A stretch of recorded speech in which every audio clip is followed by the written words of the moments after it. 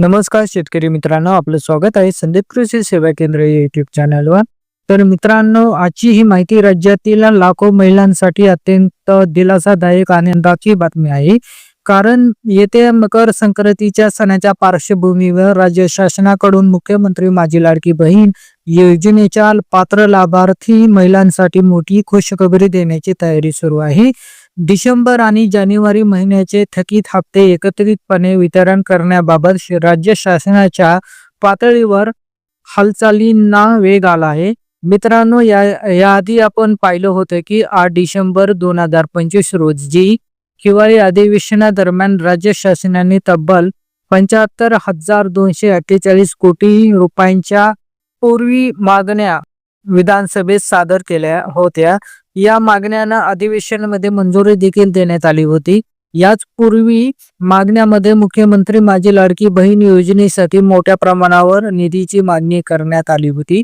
मित्रांनो, आज 5 जानेवारी 2025 रोजी वित्त विभागामार्फत यापूर्वी मागण्यानुसार खर्चाच्या वितरणाला अधिकृत मंजुरी देण्यात आली आहे. म्हणजेच ज्या ज्या योजनांसाठी निधी मंजूर करण्यात आला आहे त्या योजनांना प्रत्यक्ष निधी वितरित करण्याचा मार्ग मोकळा झाला आहे.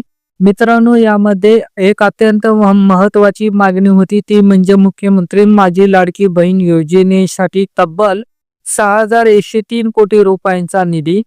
हा निधी मंजूर झाल्यामुळे डिसेंबर, जानेवारी, फेब्रुवारी आणि मार्चच्या 4 महिन्यांचे वित्त हप्ते वितरण करण्यासाठी राज्य सरकारला मोठा आधार मिळणार आहे. मित्रांनो, आपल्याला माहिती आहे की याआधी उपलब्ध असलेल्या निधीतून नोव्हेंबर महिन्याचा हप्ता वितरित करण्यात आला होता. मात्र त्यावेळी फक्त 60 ते 65% महिलांनाच हप्ता मिळाला होता.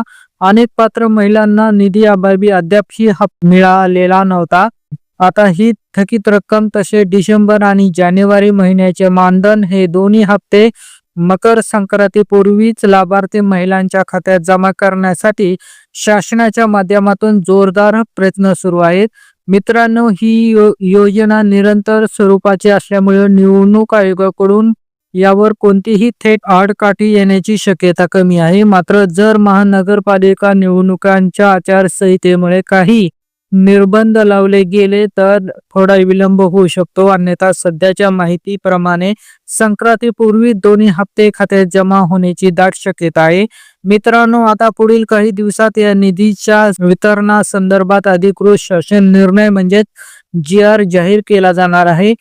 GR आल्यानंतर हप्ता वितरणाची नेमकी तारीख निश्चित होईल आणि त्याबाबतचा सविस्तर अपडेट आम्ही तुम्हाला सर्वात आधी देण्याचा प्रयत्न करू. मित्रांनो, ही माहिती तुम्हाला उपयुक्त वाटली असेल तर व्हिडिओला लाईक करा, चॅनलला सबस्क्राईब करा आणि ही माहिती जास्तीत जास्त शेअर करा. भेटूया अशाच नव्या आणि महत्त्वाच्या अपडेट्ससह.